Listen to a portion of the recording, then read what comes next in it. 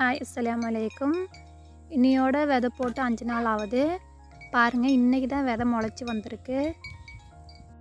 எங்கேயும் ஒவ்வொரு தவளை தான் பரவாயில்ல தான் முளைச்சிருக்கு. இனி 2 நாள் போனால் தான் தெரியும் சோளம் எப்படி முளைச்சிருக்கு அப்படின்ட்டு. நெருங்க முளைச்சிருக்கா இல்லை அங்கங்கே விதை முளைக்காமல் இருக்கா அப்படின்ட்டு. சொட்டு நீர்லேயும் அப்படி தான், எங்கேயும் ஒரு தவளை தான் முளைச்சிருக்கு.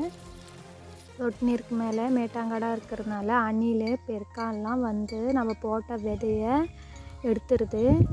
அதனால நம்ம பாட்டிலில் ஆணி கட்டி, இந்த மாதிரி பாட்டிலில் ஆணி கட்டி விட்டோம்னா காற்று வர வர அந்த ஆணி போய் பாட்டில் அடிக்கும்போது சத்தம் வரும்.